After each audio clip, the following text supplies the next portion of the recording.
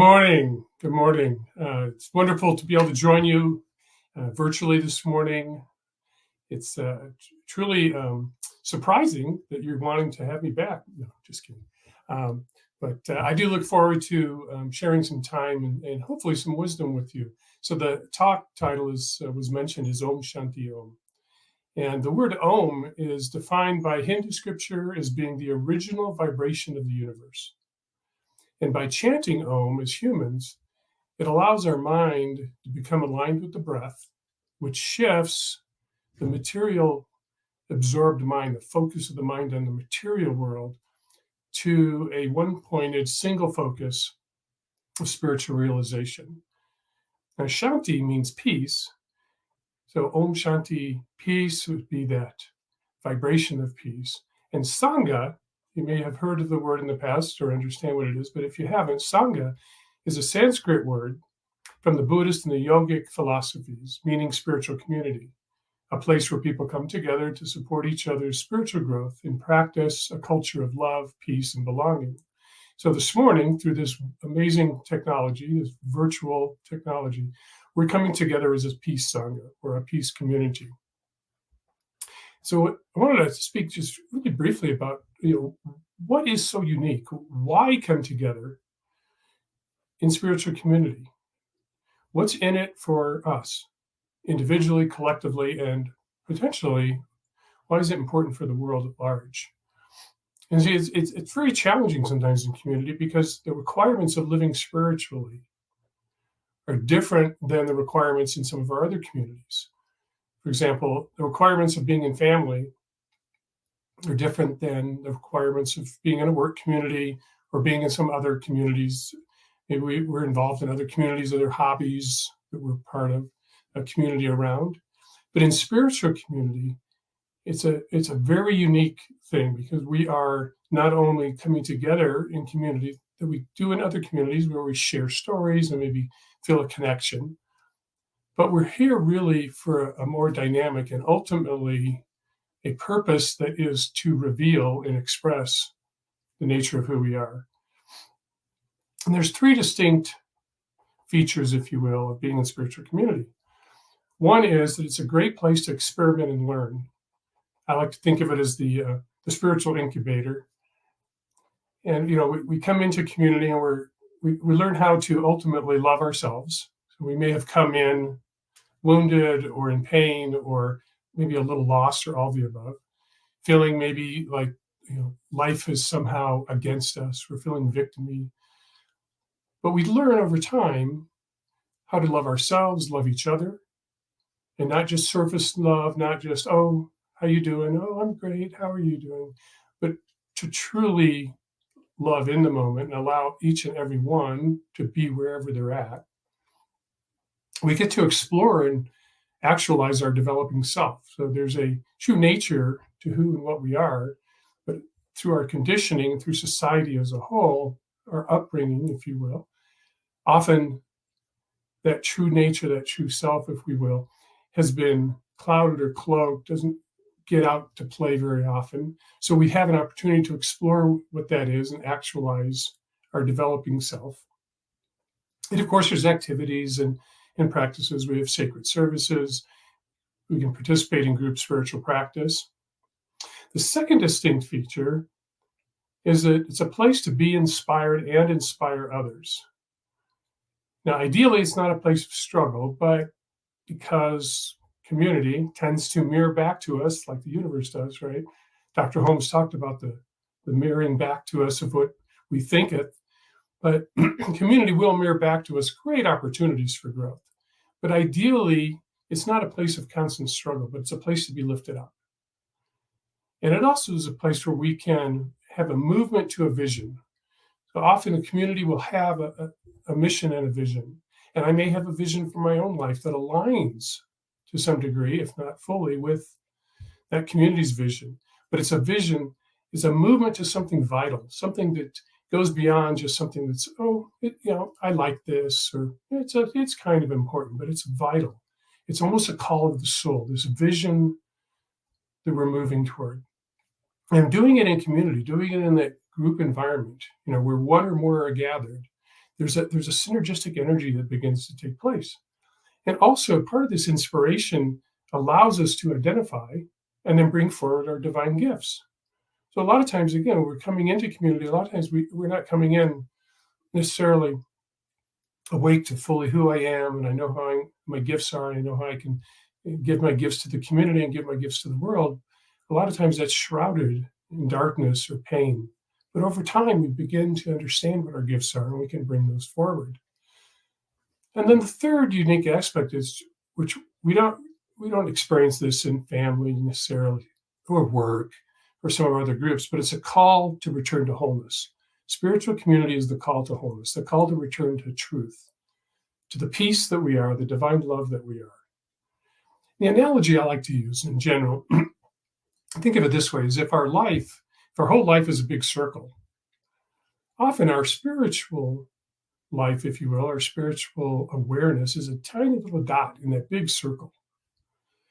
But over time in community, in spiritual community, we're doing our practices, maybe taking classes, doing some workshops, possibly having some spiritual sessions with a practitioner occasionally. We begin to grow, open up more, and that idea of separation fades. The idea that there's a me here and life is out there begins to fade. I start to have a sense of, even if I can't fully believe it to be true, I can start to even have a sense that I am part of it, that this idea of oneness does apply to me, even though in the past it may not have been the story. And of course, Dr. Holmes reminds us that the past has no power over the present. So principle trumps anything in the past. Principle dwarfs precedent. So whatever occurred in the past has no power over the present. So as we start to grow the spiritual aspect of ourselves, we can get to the point where we won't really anymore have our spiritual life. Like, oh, Sunday's my spiritual day, or Sunday and Wednesday. I do a meditation occasionally. Oh, now I got to go to work. I can't be spiritual there. There's my work life, my spiritual life. But the spiritual life, the spiritual aspect, we start to more fully live as a spiritual being. And that little dot begins to grow and grow to the point where really it is our life. There is no longer this separation between the idea that I'm spiritual here and I'm not spiritual there. But I'm just showing up as a spiritual being because that's truly what I am, and I'm understanding that now. So my life is more integrated. And as I see and feel and return to this wholeness of truth, that there's that place within, there's an aspect of my being that is whole and complete, has never been hurt, can never be touched by anything in the physical realm, any thoughts, that there's an essence there that is whole and complete. As I start to understand, feel that, live as that more and more, I show up more as love and peace in the world. And that is how we begin to shift and help the world reveal.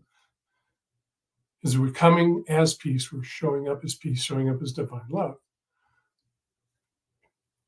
But it's an interesting thing about the world. The world reflects as a whole, right? There's the whole group consciousness of all the beings on the planet, all that's ever been, reflects where we're at as a group. And so it's incumbent upon us, if we are looking to reveal, looking to see peace in the world, to help create peace in the world, if you will, that we have peace within. It's really challenging to show up as peace, to model peace, to be that place of quiet listening for someone else, that peaceful blanket, if you will, if I'm not experiencing peace internally. And it's not just peace of mind I'm referring to. I'm talking about peace of our physical body, peace of our emotional body, peace in our heart. So if I'm coming from that wholeness, recognizing that wholeness, having peace throughout my whole system, mind, body, soul, emotions, heart, is much more natural, much easier to be. So what gets in the way of this? Well, the easy answer is life, right? Life's crazy, especially these days, it seems. We've got so many things going on in the world. Just in the U.S. alone, there's all sorts of opportunities to get pulled out of peace. We've got turmoil, We've got situations, whether it's the political situation, situations in our cities, we've got all sorts of challenges that can pull us out of that peace. So there's a lot of things happening in life itself. But the other challenge we have is just we have this thing called the ego. Now, when I say the word ego, what I'm referring to is the mental idea that there's a me that's separate from life. That there's a little energy, a little me in here. There's a person that is somehow not part of life itself, part of God, part of the one. So any of those ego beliefs or ego ideas are going to tend to, over time, create some turmoil, create some challenges. But what I found in my own life and working with others is that the most consistent barrier to peace, love, truth, oneness is the need and the desire for control. I don't know. Anybody else ever have issues with control? I don't know. Maybe you do. I'm guessing maybe.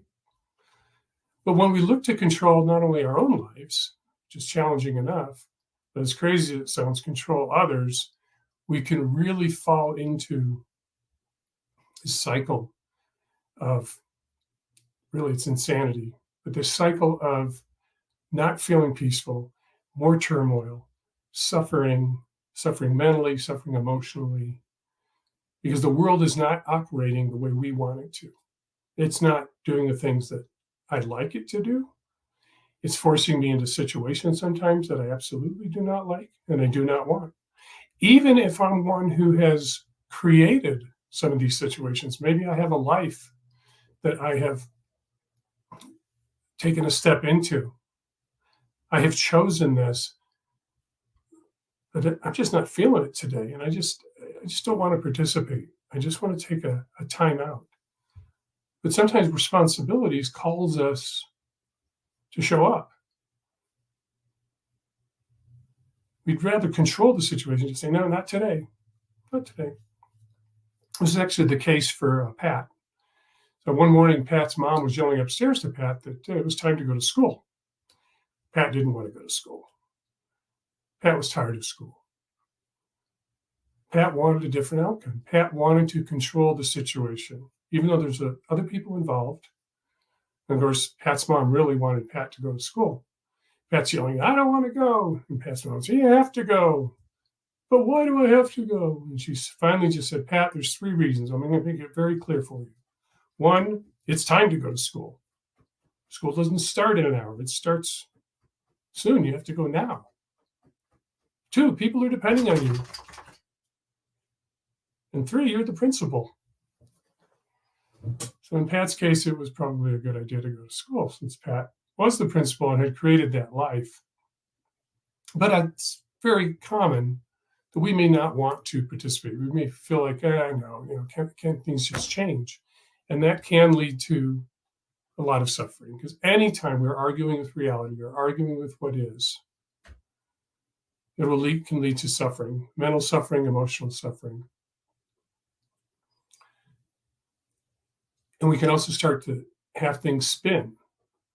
And as things start to spin out of control, that egoic mind, that little voice, that little idea that wants to control everything, really doesn't like it. Now, there's one response to the ego losing control, and it's like the deep visceral response is rage.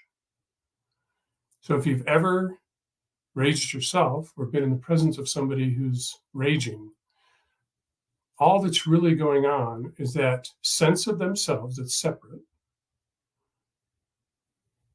has lost control of the situation. Things aren't going the way they want them to. And so the rage comes up and allows them to have a sense of control again. They may not be in control of the situation, but now they're in control of what's going on within them. And it's an attempt to control others.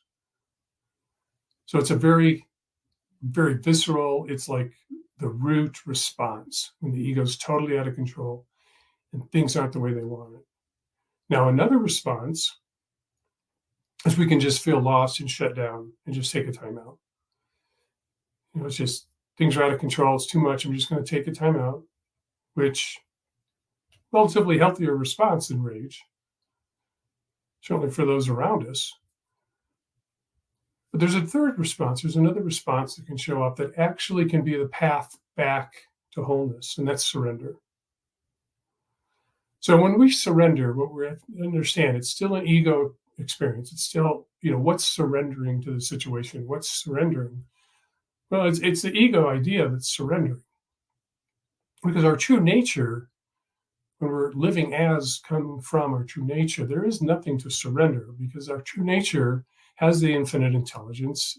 It is omnipresent. It is divine love. And it's not identifying as being a person who needs anything in particular. It's not identifying as anything. So there's nothing that it needs to surrender or give up, because it's just present. It's just ever present. But when the ego surrenders and finally waves the white flag and just says, okay, I'm dating the same person for the fifth time, even though it's a different person, different body. It's the same person, because I just can't seem to shake this theme of whatever's going on in my life. Or, I just haven't been able to manifest this thing over here that I think I really want. So maybe the fact that it's not showing up in my life, maybe it's really not to come forward. Maybe that's not what spirit as me is looking to create, but darn it, I want it. When I finally wave the white flag, for whatever reason, surrender, it opens a door to acceptance of what is. And I become more accepting of the situation, more accepting of what is.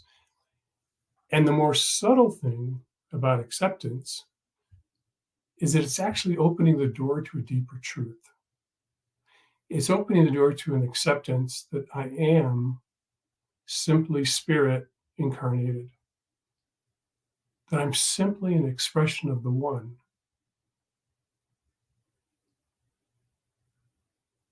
That I don't need to be all these other things that my mind, my separation thoughts think I need to be. That in the simple moment, I'm just that peace. I am that love. I'm an expression of life. That all the words that we use to describe God, to describe spirit, it's some level or who and what I am.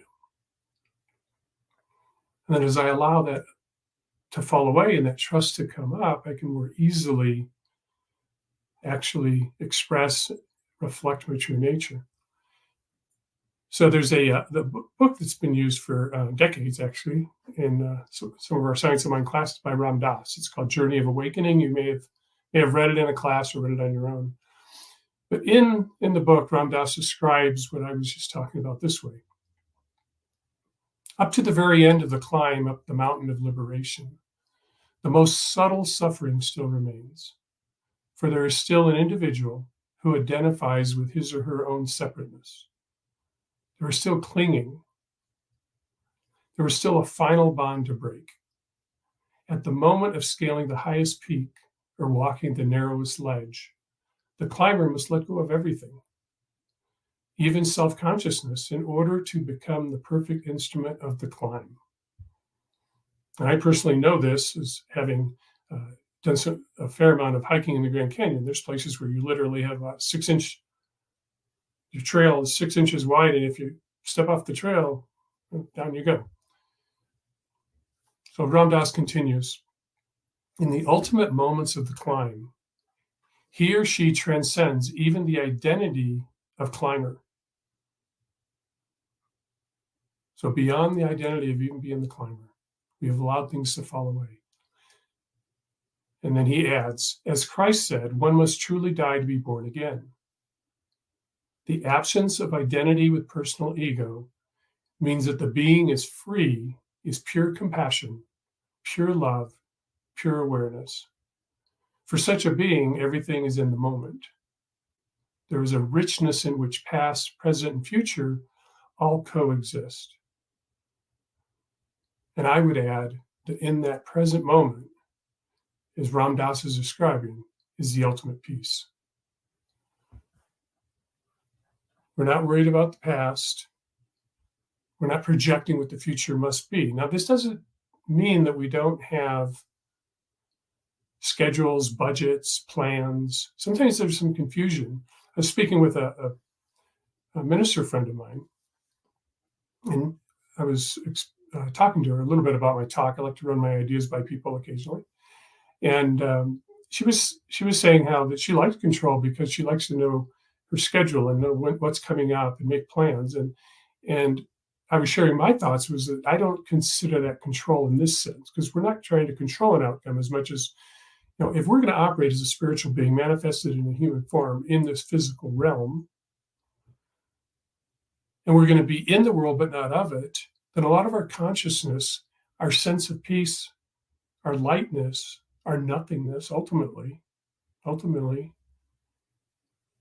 it helps to have a little guidance system on the external. And so budgets and schedules and plans and to-dos, intentions, visions. We don't want to get confused. That is not the control that I'm referring to.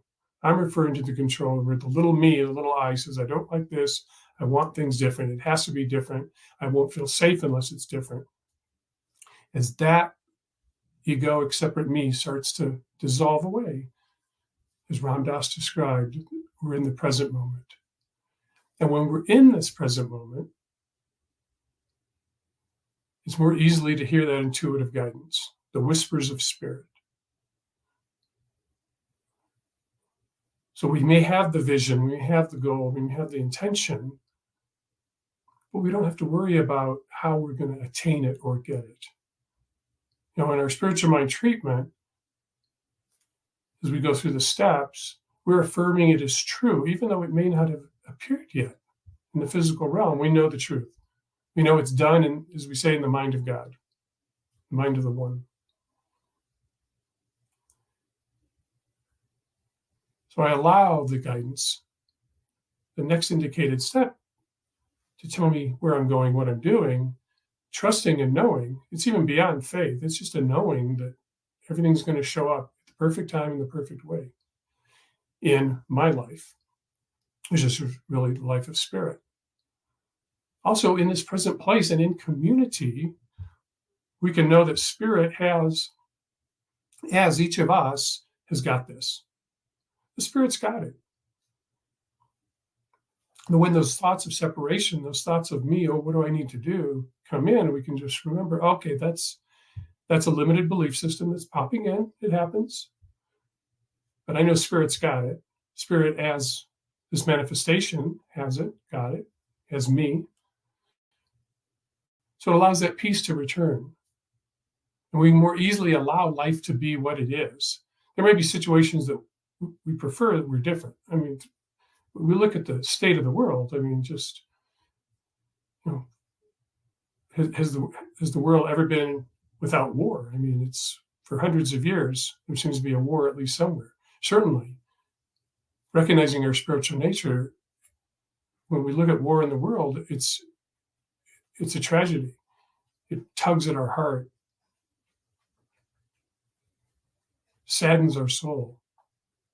There may be things that we certainly would prefer to be different in the world. But if we can say, okay, that is what it is, now what's my piece to do to help raise the vibration and allow for the potential for peace to come through? And again, peace in my beingness, showing up as peace, praying, knowing that the possibility for peace is real regardless of what the appearance looks like in the world. So as we show up as peace, as love, as spiritual beings, and then together, we take this walk. Together as the Sangha. We walk together, we support each other. We celebrate. We love. We have compassion. It's a rich, deep, deep walk. This thing called community. And so the invitation this week, I feel, is to notice where in your own life, you tend to want to control outcomes, control your emotion, control your thoughts, and allow that control to begin to dissolve. Understand that it's coming from a limited belief system. Go within, go deeper. Om Shanti Om. So I invite you to, if you're comfortable, close your eyes as we move into prayer. So what I'm present to is the power of the heart, the power of the spiritual heart that encompasses all, that is in and through and as all things, as life itself is. For we know there is one presence, one power, one infinite intelligence, constantly manifesting and creating out of itself, and yet it does not diminish itself. A candle lighting another candle does not diminish the light of the initial candle. The love that flows through and as each of us, as we expand that love and recognize that love throughout the world, does not diminish who and what we are, for we are of this oneness. Each and every thing, the known, the unknown, the seen, and the unseen, is an expression of this one, including each and every one of us that are here, hearing the sound of my voice this morning. And it is through this unity of life, through this oneness, that I speak a truth on behalf of each and every one of us. We are these amazing spiritual beings having this human experience, that all of life, all the power, all the presence, all the intelligence, all the divine love is available to us, through us, and as us. And then I know as we show up as that love, as that divine presence, as that peace, that we do affect a change. It may be an unconscious change for some. They may not be aware of the shift that has occurred within their being.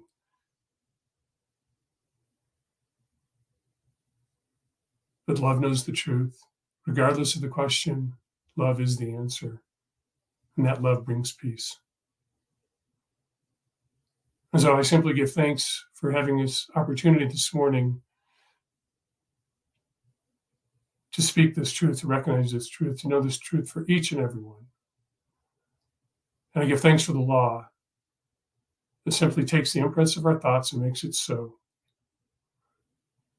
It simply says yes, yes, yes. So I simply now release this treatment into that law, knowing it is done. There's nothing more to be done except to simply move forward in love, in peace. And we anchor in this truth by simply saying, and so it is. Namaste.